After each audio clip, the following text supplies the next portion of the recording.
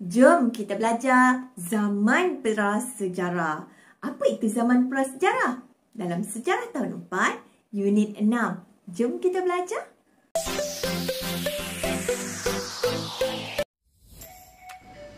Objektif pembelajaran yang akan kamu capai di akhir pelajaran ialah merangkumi standard pembelajaran 3.1.1 di mana kamu akan dapat menyatakan maksud zaman prasejarah. Yang kedua, kamu akan dapat mengenal pasti lokasi zaman prasejarah. Yang ketiga, kamu akan dapat menghuraikan ciri kehidupan dalam aspek sosial dan ekonomi manusia zaman prasejarah. Dan yang terakhir, yang keempat, kamu akan dapat menghuraikan sumbangan teknologi zaman prasejarah kepada kemajuan inovasi pada masa kini. Seterusnya, mari kita lihat apa itu zaman prasejarah. Murid-murid tahu? Ya, betul. Murid-murid boleh lihat dalam gambar ini. Gambar ini menggambarkan zaman prasejarah di mana zaman sebelum manusia mengenal tulisan. Untuk makluman murid-murid, zaman prasejarah ni membolehkan kita mengetahui cara hidup manusia pada zaman dahulu kala. Zaman prasejarah ini boleh dibahagikan kepada 4 tahap. Jom kita lihat garis masa zaman prasejarah ini untuk kamu lebih memahami apakah 4 tahap zaman prasejarah tersebut. Jom kita lihat satu persatu. Zaman prasejarah ini bermula seawal 200,000 tahun sebelum Masihi, iaitu wujudnya zaman Paleolitik. Yang kedua, wujudnya zaman Mesolitik, iaitu 14,000 tahun sebelum Masihi. Yang ketiga, zaman Neolitik yang wujud 3,000 tahun sebelum Masihi. Dan yang terakhir adalah zaman Logam yang wujud 700 tahun sebelum Masihi. Baiklah murid-murid boleh lihat gambar yang ditunjukkan dalam setiap zaman ini. Ini merupakan bukti arkeologi yang ditemui pada setiap zaman. Murid-murid dapat lihat pada zaman Paleolitik ditemui kapak genggam. Seterusnya, zaman Mesolitik ditemui kapak batu. Zaman Neolitik pula dijumpai tembikar. Dan yang terakhir, zaman Logam ditemui tulang mawas.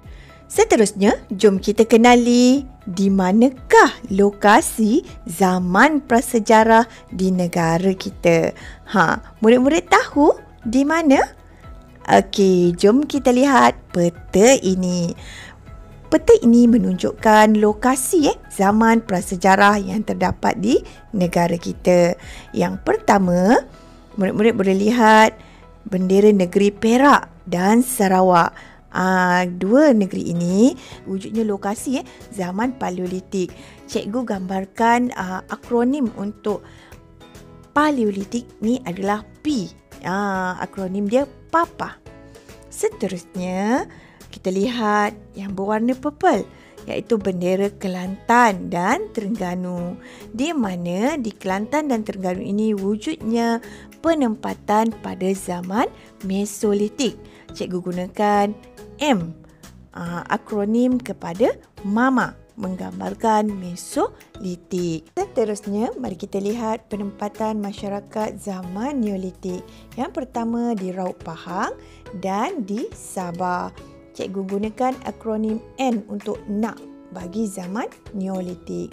Dan yang terakhir adalah zaman Logam, iaitu terdapat di Jerantut Pahang dan Selangor. Cikgu gunakan akronim L, iaitu untuk lari, menggambarkan zaman Logam. Tujuan akronim Papa Mama Nak Lari ini adalah memudahkan kamu untuk mengingat urutan zaman prasejarah yang betul. Sekarang mari kita lihat satu persatu lokasi sebenar bagi penempatan setiap zaman. Yang pertama, kita lihat lokasi zaman Paleolitik. Bendera negeri mana ni? Betul, bendera negeri Perak. Penempatannya terdapat di Bukit Jawa, Lenggong, Perak. Yang kedua ini adalah bendera Sarawak. Penempatannya di Gua Niah, Sarawak. Baiklah, seterusnya kita lihat lokasi zaman Mesolitik. Murid-murid tahu ini bendera negeri mana? Ya, betul. Bijaklah murid-murid cikgu. Penempatan masyarakat zaman Mesolitik di Kelantan adalah di Gua Ca, Gua Musang, Kelantan. Di Terengganu pula di Gua Bewah, Hulu Terengganu. Baiklah, seterusnya mari kita lihat lokasi zaman Neolitik. Cuba murid-murid perhatikan bendera ini. Bendera negeri mana ya ni? Ya, pandailah. Bendera negeri Pahang. Penempatan masyarakat zaman Neolitik adalah di Gua Kecil Raup, Pahang. Ini pula bendera Sabah. Penempatan masyarakat zaman Neolitik adalah di Bukit Tengkorak, Semporna, Sabah. Yang terakhir adalah lokasi zaman logam. Murid-murid cuba teka, bendera apa ni? Selangor. Penempatan masyarakat zaman logam di Selangor terletak di Kampung Sungai Lang, Banting, Selangor. Penemuan gendang gangsa di Kampung Sungai Lang ini membuktikan kewujudan masyarakat pada zaman logam. Seterusnya di negeri Pahang juga di Sungai Tembeling, Jerantut Pahang, wujudnya juga penempatan masyarakat zaman logam. Sekarang kita akan lihat kehidupan manusia zaman prasejarah. Kita akan lihat dalam dua aspek. Yang pertama kita lihat dalam kegiatan sosial. Mari kita lihat kegiatan sosial zaman Paleolitik. Untuk makluman murid-murid, kalau berdasarkan gambar ini, kita dapat lihat bahawa masyarakat zaman Paleolitik ini mereka hidup secara nomad. Apa itu nomad? Berpindah randah dalam kumpulan yang kecil. Mereka ini tinggal di dalam gua. Antara kemahiran yang mereka miliki adalah mahir menggunakan api untuk menghalau haiwan buas. Seterusnya, kita lihat kegiatan sosial zaman Mesolitik. Murid-murid boleh lihat gambar rajah ini. Pada zaman Mesolitik ini, mereka masih lagi hidup secara nomad dalam kelompok yang kecil. Dan masih lagi tinggal di dalam gua.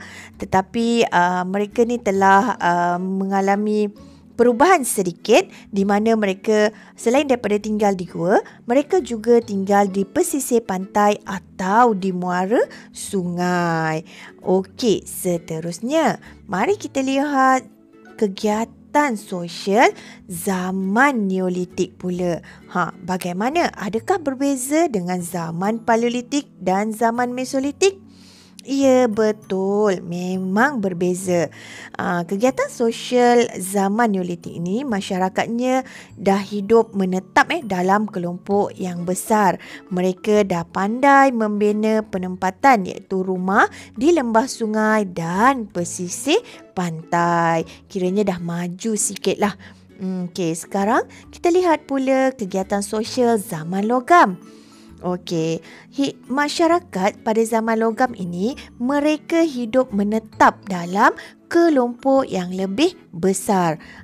Mereka ni dah mempunyai ketua sebagai pemimpin. Okey, baiklah, seterusnya mereka ni mengamalkan adat dan upacara yang tersusun. Maksudnya mereka dah ada kepercayaan kepercayaan yang tersendiri. Baiklah murid-murid, itu habis tentang kegiatan sosial. Sekarang jom kita kenali pula kegiatan ekonomi manusia zaman prasejarah. Bagaimana kegiatan ekonomi mereka ni? Murid-murid tahu? Kita lihat yang pertama, mereka menggunakan peralatan daripada batu kemudian mengutip hasil hutan dan memburu haiwan. Mereka juga berkongsi makanan ini bermaksud hasil perburuan mereka akan dikongsi bersama. Baiklah, seterusnya mari kita lihat pula kegiatan ekonomi masyarakat zaman Mesolitik. Masyarakat zaman Mesolitik ini menggunakan peralatan daripada batu yang lebih baik buatannya.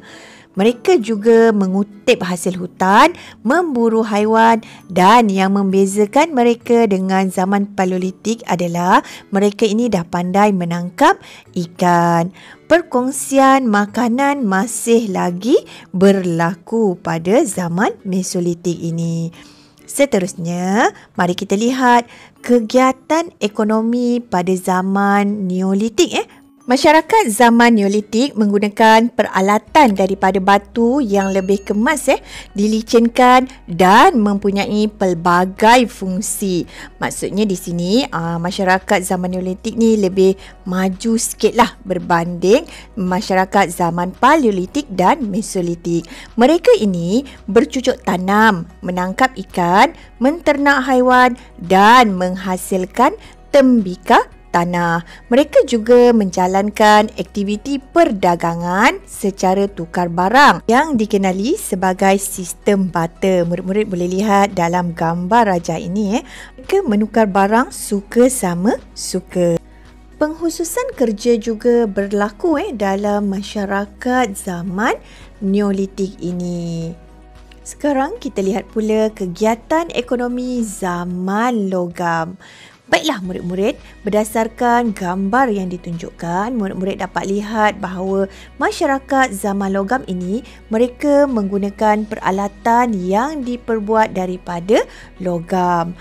Perdagangan dan pelayaran merupakan aktiviti utama mereka.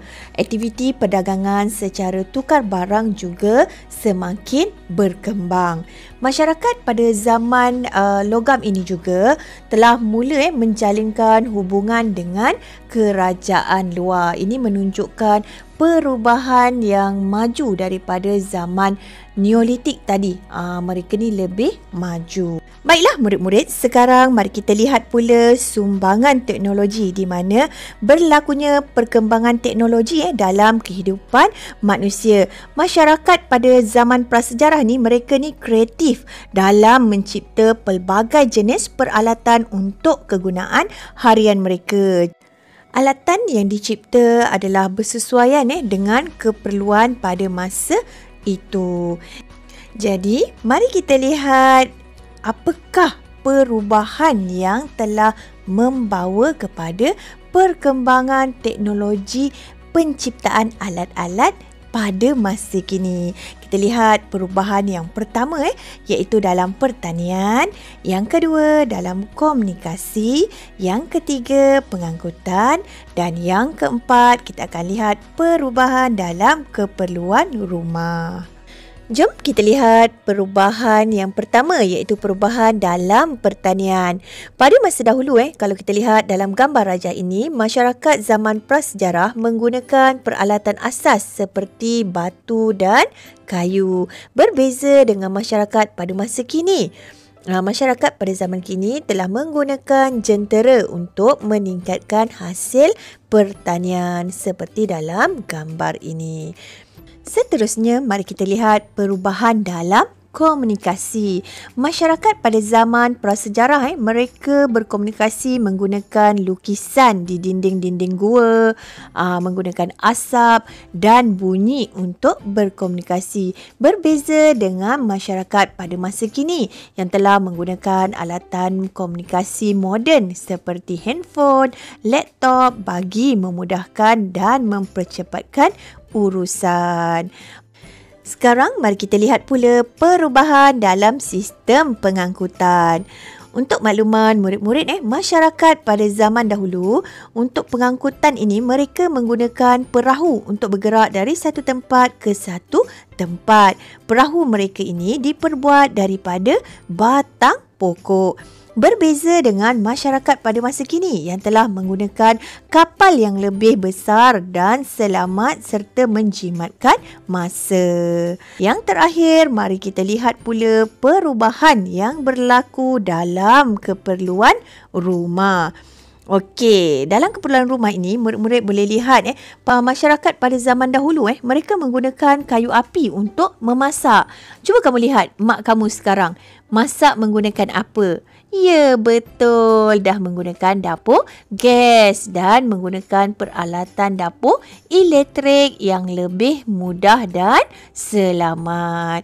Baiklah murid-murid, itu merupakan antara perubahan yang telah berlaku. Sebagai kesimpulannya, sumbangan teknologi ini telah membawa banyak perubahan dalam kehidupan manusia.